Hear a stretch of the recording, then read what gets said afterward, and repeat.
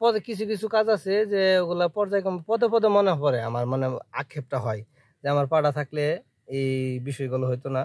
হয়তোবা আপনার আমার অ্যাক্সিডেন্টটা ভাগ্যের উপর নির্ভর করে হইলো, কিন্তু আমার মনের ভিতরে একটা আক্ষেপ, যদি এখনও আর কি যদি আসলে ভালো ট্রিটমেন্ট বা ভালো চিকিৎসা যদি আমি পাইতাম, মনে হয় আর কি আমার মনে হয় আর কি যে আমার পাটা মনে থাকতো।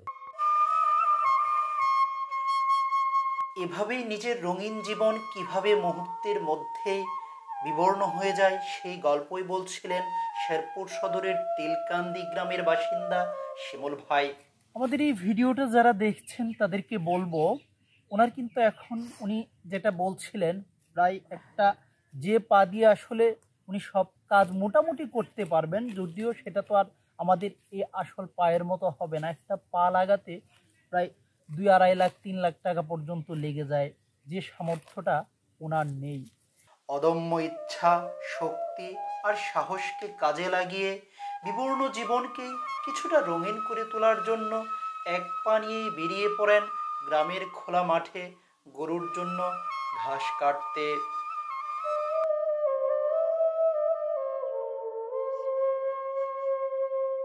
বীরবাংলা চ্যানেলের জীবনের গল্পে আমরা বিভিন্ন জায়গায় বিভিন্ন সময় গিয়ে বিভিন্ন লোকজনের গল্পগুলো তুলে ধরি, সুখের দুঃখের, তাতে বিভিন্ন মুহূর্তের যে অব্যক্ত কথাগুলো, যে কথাগুলো কখনোই বলা হয়নি, সেই কথাগুলোই আমরা দেশের নানা প্রান্তে গিয়ে মানুষজন আমাদেরকে ফোন করে থাকেন, আমরা তাদের সেই ফোন কল নিয়ে আমরা যাই, তাদের গল্পগুলো শুনি এবং আমাদের এই চ্যানেলে তুলে ধরার চেষ্টা করি। আজকে তেমনই এই শিমুল ভাইকে দেখছেন প্রাত্যহিক কাজ করছেন, আজকে ওনার কাছে এসেছি। মানে দেখতে পাচ্ছেন যে স্বাভাবিক মানুষের মতো কাজ করছেন, কিন্তু ওনার কিন্তু একটা পা নেই। প্রায় 3 বছর হয়ে গেল, 2022 এখন 25, 2022 সালে উনি অ্যাক্সিডেন্ট করে ওনার একটি পা হারিয়েছেন। কিভাবে হারিয়েছেন, কি আক্ষেপ আছে জীবনে, সেই গল্পগুলো, সেই দুঃখের কথাগুলোই আজকে আমাদের সাথে তিনি শেয়ার করবেন, বীরবাংলা চ্যানেলের সাথে শেয়ার করবেন। কিভাবে পা হারালেন সেই দুঃখের কথাগুলো আজকে তুলে ধরছি এই জীবনের গল্প পড়বে এই শিমুল ভাইয়ের। আশা করি পুরো ভিডিওটাতে আমাদের সাথে থাকবেন। একটু আপনার পাটা কিভাবে হারানো গেছে একটু বলবেন, আমরা একটু এই গল্পটাই আজকে আপনার কাছ থেকে একটু। পাটা হারানো গেছে আপনার এই, আমি তো প্রথমত আমার পেশা ছিল কাঠমিস্ত্রি, ঠিক আছে, কাঠমিস্ত্রি পেশা ছিল, আমি কাঠমিস্ত্রি কাজ করি। তো আমার চাচায় ট্রাক, মানে ট্রাক গাড়ি আছে না, হ্যাঁ, ট্রাক গাড়ি কিনছে,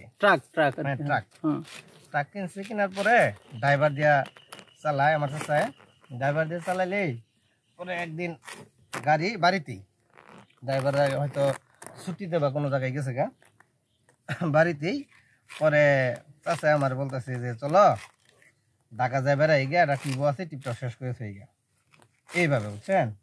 পরে আমি আসলে গাড়ি তো ওইভাবে গাড়ির মধ্যে যাইও নাই কোনোদিন, ওগুলা সম্বন্ধে আমার অভিজ্ঞতা না, আমি বুঝিও না।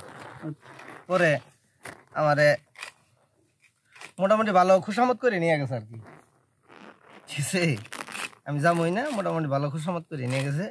খুশামত করে নিয়ে যাওয়ার পরে গেলাম ঢাকা, ঢাকা যাইলাম ভালো, আওয়ার সময় নারায়ণগঞ্জ কাঠপট্টি করে রাখো, বুঝছেন। আচ্ছা, ওখানে জাম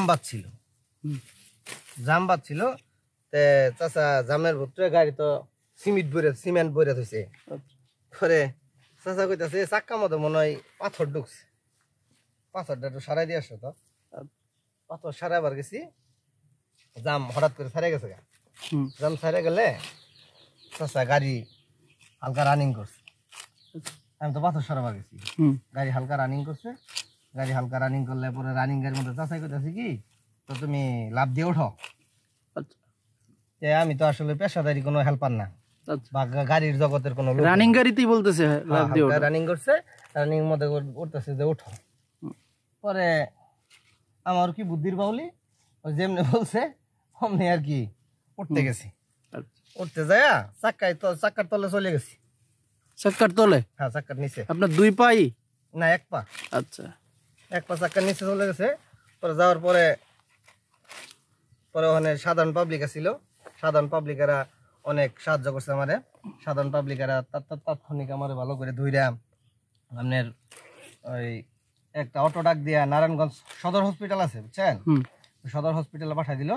তো আরো ওই জায়গায় হয়েছিল যখন আমি চাক্কার নিচে না, পাবলিকের অনেক মানে বেশি রাগ হইয়া মানে আমার চাচারে ওই যে উর্দে যে আমার ড্রাইভার যে আমার চাচা, এটা তো আর পাবলিক জানে না, এটা বুঝছে না, পাবলিক বুঝতেছে এটা বুঝতে ড্রাইভারই, মানে আপনার চাকার নিচে ফেলে দিছে আর কি। চাকার তলায় আমি বইয়ে আছি, গাড়ি যে দাঁড় করে ব্রেক করে দাঁড় করে হেলাইছে আমার পা চাকার নিচেই। পরে পাবলিকে বলতেছে এই মাইরে হেলাইছে এসে গালি গালাস অনেক কিছু বাড়তেছে ড্রাইভাররা, গালি গালাস করার পরে গাড়ি থেকে নামার সাহস পায় না আমার চাচা। পরে যখন নামছে পাবলিকে ধরে মারবার গেছে, ঘিরে হালাইছে, মাইরে হালাবো, গাড়ির মধ্যে আগুন দিব। পরে আমি আর কি আমার যে জড়াই ধরছে এইভাবে, জড়াই ধরার পরে আমি বলছি যে এটা আমার চাচা, আপনারা কেউ কিছু কইরেন না।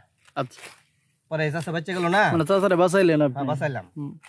পরে এই চাচায় কি করছে, ওই পরে চাচায় না ওই নারায়ণগঞ্জের যে আপনার আছে সাধারণ পাবলিক, সাধারণ পাবলিকের একটা অটো ডাক দিয়ে অটোর মধ্যে তুললে আমার সদরে পাঠাই দিল। আচ্ছা, সদরে পাঠাই দিয়া আপনার সদরে যায়, আমার তোর সাথে আর কেউ নাই, অটো লাও আমার নামাই দিয়ে থইয়াই না, ভাড়া টাড়া নেওয়ার কোনো কথাই নাই। অটোর মাঝখানে রক্ত বইরা, রক্ত ও অটোরই বডিটা 2 থেকে 3 ইঞ্চি হদল হয়ে গেছে, মোটো হয়ে গেছে, মানে রক্ত এরকম গেছে। হ্যাঁ, আচ্ছা। তারপরে অটোলা তো বলাইছে আমার থইয়াই, তো বলাইলে ওখানে লোকজন ইমার্জেন্সিতে প্রাথমিক ভাবে যে চিকিৎসাটা করার এটা ওখানে করলো, মানে নারায়ণগঞ্জ সদর হাসপাতালে। হ্যাঁ, করার পরে ওই আমার চাচার ওখানে আমার কাছে যায় না। আচ্ছা, আপনার চাচা কি ট্রাক নিয়ে উনি এখান থেকে চলে গেছে? ট্রাক নিয়ে উনি যেখানে অ্যাক্সিডেন্ট হয়েছিল ওখানে নাই। আচ্ছা, ওখানে নাই, কোন জায়গায় জানি ট্রাক রাখা তোমার মানে মানে একটা সেফ জায়গায় রেখে আসতে গেছে, তাই তো? আচ্ছা, রাখা আবার গেছিল। যাওয়ার পরে ওখান থেকে চাচা আসে প্রায় 2-2.5 ঘন্টা পরে আমার কাছে। আমি অতক্ষণ ওই নারায়ণগঞ্জ সদর হাসপাতালে ওখানে পড়েছিলাম। আবার একটা লোকের সাহায্যে ওর কাছে ফোনটা নিয়ে আমি বাড়িতে খবর দিছি। পরে এন থেকে তাড়াহুড়া করে ওরা রওনা দিছে। পরে আমার চাচা 2-2.5 ঘন্টা পরে আসছে আমার কাছে, আইসা অ্যাম্বুলেন্স ভাড়া করছে। আচ্ছা, ভাড়া করে ওরা বলছে যে পঙ্গুতে নিয়ে যান গা, পঙ্গুতে নিয়ে গেছে। পঙ্গুতে নিয়ে যায়, পঙ্গুতে 100 করছে, ট্রিটমেন্ট করার পরে না পঙ্গু থেকে রেফার করে দিছে হৃদরোগে। হ্যাঁ, হৃদরোগ ইনস্টিটিউট আছে না, ওখানে। ওখানে হৃদরোগে নেওয়ার পরে চাচা অ্যাম্বুলেন্স দিয়ে আবার নিয়ে গেল হৃদরোগে নিয়ে যাওয়ার পরে ওখান থেকে ট্রান্সফার করলো ঢাকা মেডিকেল কলেজ। হৃদরোগ থেকে ঢাকা? হ্যাঁ, বুঝলাম না, পঙ্গু থেকে আপনার হৃদরোগে কেন দিল? এটা কি আপনি তো কিছু বুঝতে পারেন নাই মনে হয়? আমি কিছু বুঝতে পারি না, আমি জানি না। পঙ্গু থেকে হৃদরোগে দিছিল, দেওয়ার পরে ওরা ঢাকা মেডিকেল কলেজ দিল। আর হৃদরোগ থেকে আবার আপনারা ঢাকা মেডিকেলে দিছিল? আচ্ছা, যখন ঢাকা মেডিকেল কলেজ দিল তখন মোটামুটি ভোর হয়ে যাইতেছে, বুঝছেন, মানে একবারে সকাল হয়ে যাচ্ছে। পরে আপনার ওই একটা মিনিট, এই আনুমানিক অ্যাক্সিডেন্টটা ঘটছিল কয়টার সময়? তাহলে আনুমানিক অ্যাক্সিডেন্ট ঘটছিল সম্ভবত 10টা-11টা এর আশেপাশে আর কি। সকাল না রাত? রাত 10টা-11টায়। হ্যাঁ, এরকমই আমার কাছে মনে হয় আর কি। আমি সঠিক টাইমটা আর কি কভার পাইতেছি না, ঘুরে দিই নাই। আচ্ছা, আমি ওটা সঠিকটা কভার পাইতেছি না, এরকম লাগছে আর কি আমার কাছে, সম্ভবত আর কি। পরে হৃদরোগে নিয়ে যাওয়ার পরে যখন ভোর হয়ে যেতেছে, আমার বাড়িতে আমি ফোন দিয়ে জানাইছি, জানানোর পরে তারা তখন যাই উঠছে। আমার চাচায় আমি যে এরকম অবস্থায় আছি না, তারপরে ফোন দিয়ে জানাই নাই।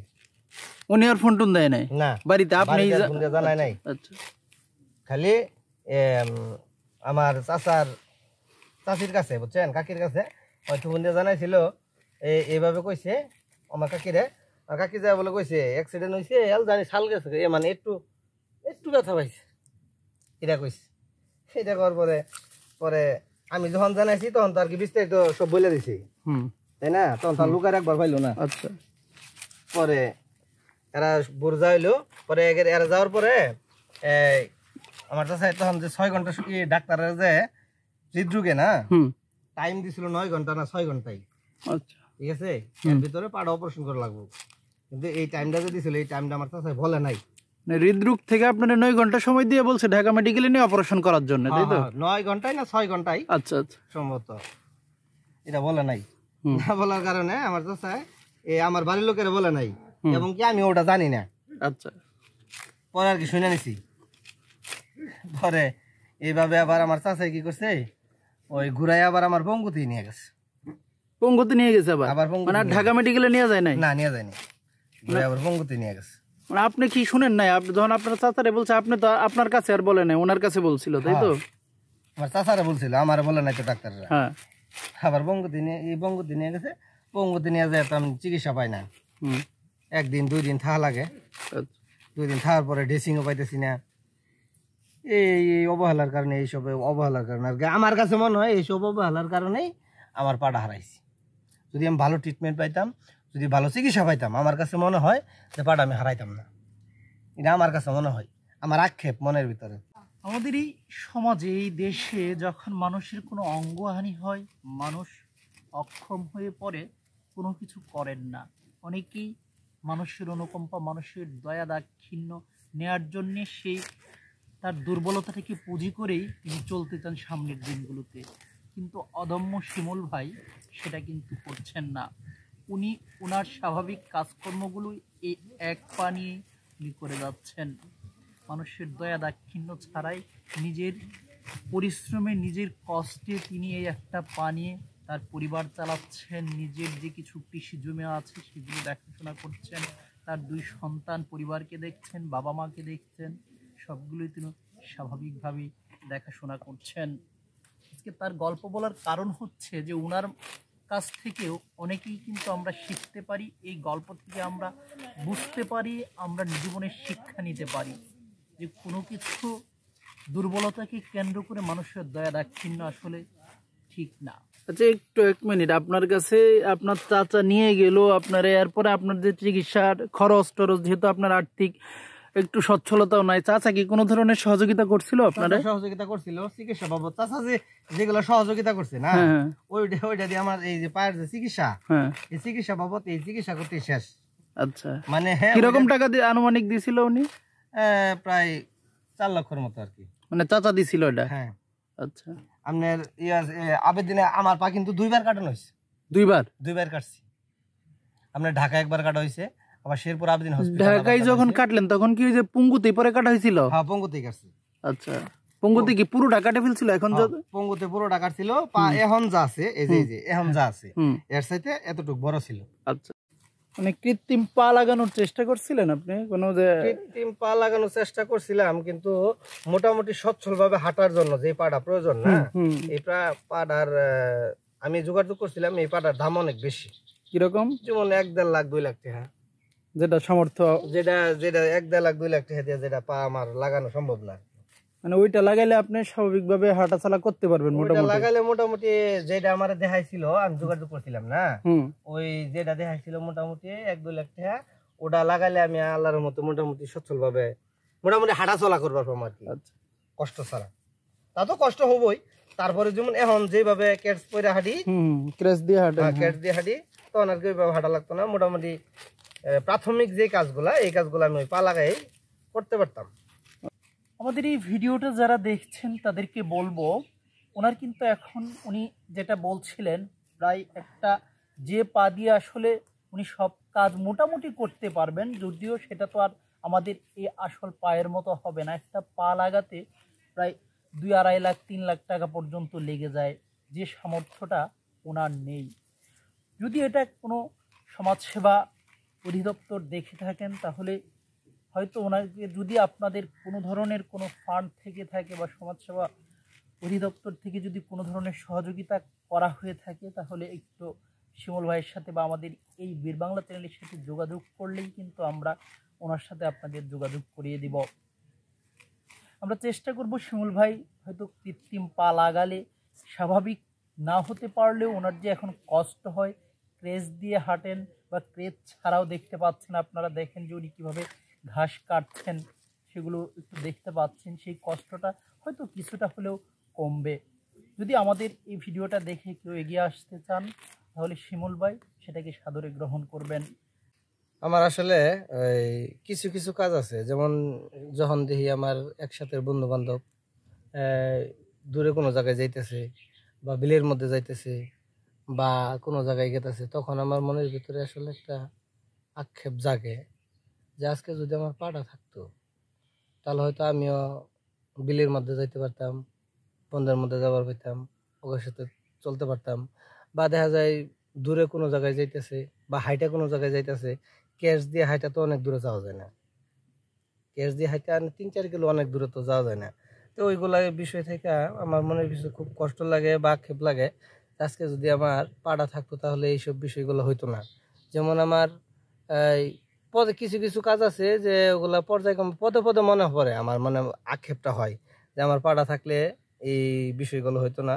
হয়তোবা আপনার আমার অ্যাক্সিডেন্টটা ভাগ্যের উপর নির্ভর করে হইলো, কিন্তু আমার মনের ভিতরে একটা আক্ষেপ, যদি এখনো আর কি, যদি আসলে ভালো ট্রিটমেন্ট বা ভালো চিকিৎসা যদি আমি পাইতাম, মনে হয় আর কি, আমার মনে হয় আর কি যে আমার পাটা মনে হয় থাকতো।